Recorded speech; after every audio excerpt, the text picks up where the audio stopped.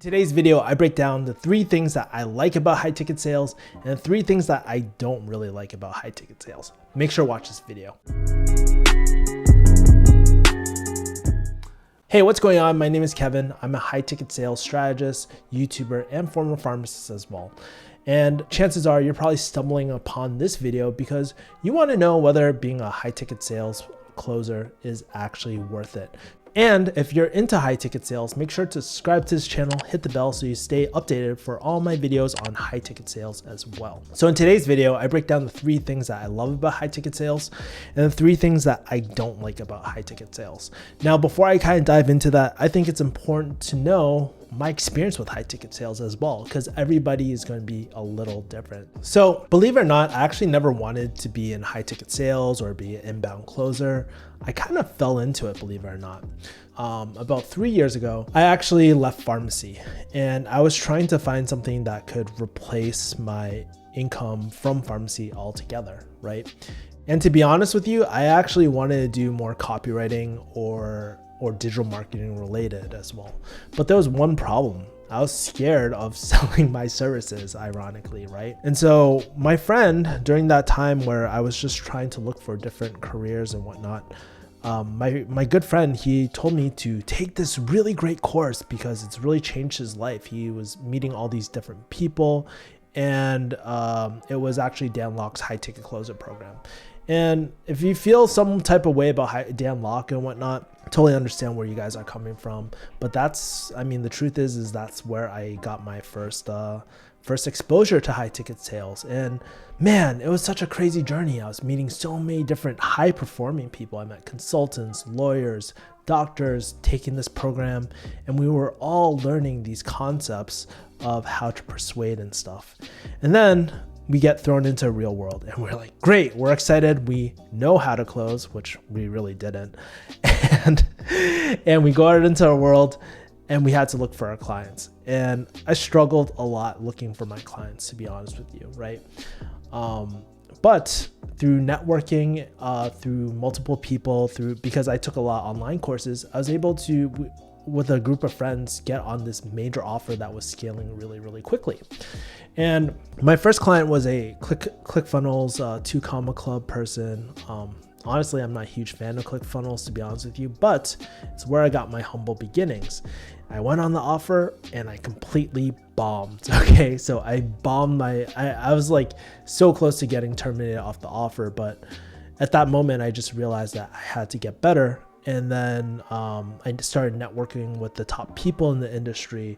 I started reading books like Jordan Belfort's Straight Line, Gap Selling, and Never Split the Difference, which, by the way, I have a video on my 3 favorite sales books for any high ticket sales or inbound closer as well. So make sure to check it up in one of these corners over here. And then 10 months later, I went from bottom of the totem pole to really competing with the top people on the sales team, and there was about 50 people, believe it or not.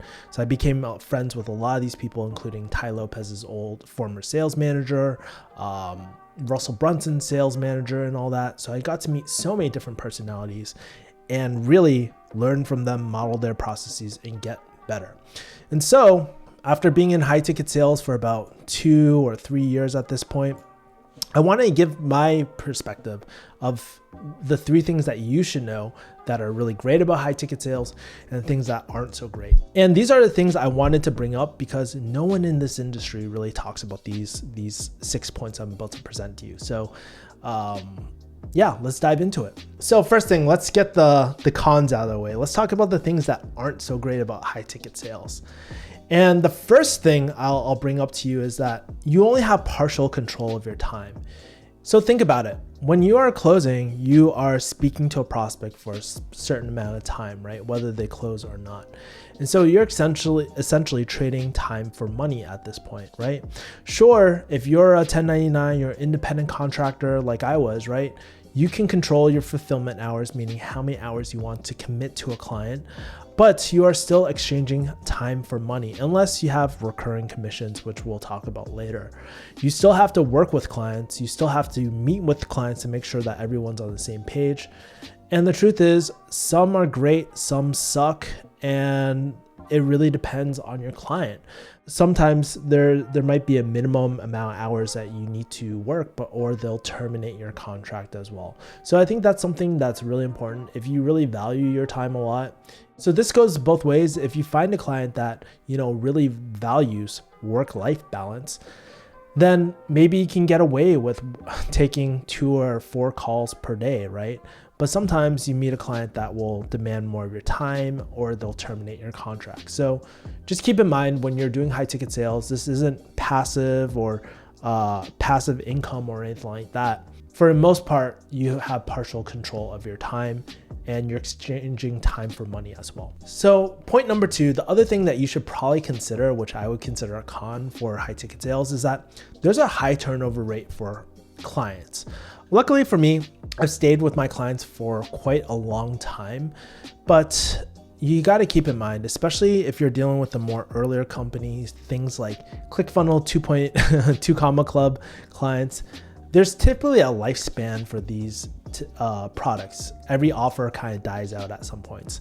Now, there's an exception if you're doing inbound sales for major companies and whatnot as well, more established companies. Chances are you're gonna have that role for a lot longer than someone who is just starting up their company as well, who is selling digital assets.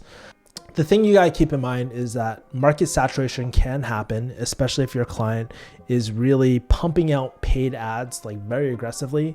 The faster you're gonna hit that market saturation as well.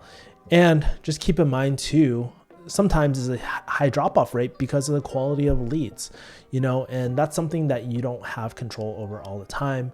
You don't always have control over the lead quality as well for the flow. The third point that you should probably consider if you're doing high ticket sales, which I would consider kind of like a con, I guess, is that great clients are actually really hard to come by.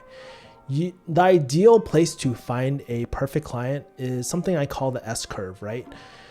So I want you to imagine an S, and at the bottom, at the far left, these clients are just getting started. You don't want those because those people aren't ready to have high ticket sales people or inbound closers. Then you get people right as it's exponentially about to grow. That's the perfect time for a high ticket sales person as well, just because you can grow with the business, and we are solving the real problem of inbound sales, where we're helping with conversion and scale, right? We help scale and convert those leads as well. So we want to ride that out as well, but it's very, very hard to find people in that sweet spot as well. Many people, many clients, especially in my experience, a lot of SMMA people or a lot of businesses think that they need a sales team, but really they're not ready for a sales team quite yet. And they think that they have a great funnel, but they really don't. So trust me, there's so many times when a client has come up to me or their marketing team has come up to me and we're like, man, we have a great funnel. Maybe they have a great marketing funnel outside without a sales team, right? But when it comes to a sales team, they need to know who you are, why they're booking a call with you. And chances are, if they don't know those two things, their funnel needs some work. And sometimes in those cases, you can experience something called scope creep, where your client wants you to do outbound work when that's really not your specialty, and you probably shouldn't focus on that as well if you're in inbound sales. All right, so those were some of the cons of high ticket sales. Now let's go into the pros, the things that I love about high ticket sales. Let's end off on a positive note. So the first thing is that you're building a real high income skill set, right? And a lot of people are actually really scared to do sales. Like for me, myself, I always wanted to start a business. It was never my goal to be a high ticket sales rep or inbound closer or anything like that.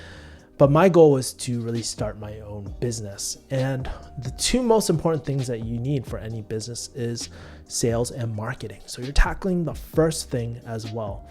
So whether you realize it or not, by doing freelancing, or you're pretty much a one-man agency, you still need to track your P&L, you gotta track your numbers, your KPIs, and do your taxes and pay your taxes as well, right? And if you're on the younger side, you're really building a true asset by investing into these skills, something that most older people or a lot of people aren't willing to do. Also, another really cool thing about it too is if you have a client that specializes in something that you want to learn, so maybe something like real estate or Amazon FBA or digital marketing, you get to pick up those adjacent skill sets and learn them for yourself. And I like to think about it like this. It's almost like OJT, on the job training, right? So I get to learn the sales skills, I get to learn the adjacent skill sets of what I'm selling, and apply that experience to my own assets when I build my own business as well. So that's a good reason to do high ticket sales. Now let's go on point number 2, meeting really cool people in the industry. Now, believe it or not, I get to connect with a lot of people in the industry, some high performance people, through high ticket sales, right? Maybe they'll ask me a question about, hey, how do I design a high ticket program? Or how do I sell my high ticket program? So right now I'm talking to Ali Abdal about his high ticket program and his YouTube Academy at the moment. I've been able to talk to, meet people like Scott Ulsford, Richard Nitch, Cynthia Sandoval. There's a lot of people that I've been able to meet in this industry. But not only that, I got to meet people in the industry as well. So like I mentioned earlier, I got to meet people like Ty Lopez's old sales manager. I got to meet Russell Brunson's sales manager. And also I got to meet very experienced closers as well. And so when I do go on to different offers as a high ticket sales or inbound closing manager, I'm able to source. I actually have built this resource pool to hire the right people as well and connect people with the right opportunities as well. And it's also helped me get gigs myself through referrals. And trust me, once you develop the reputation of doing great work, you'll never be out of a gig as well. Seriously, in the last month, I think I've been pitched like 3 or 4 different opportunities. Pretty crazy, right?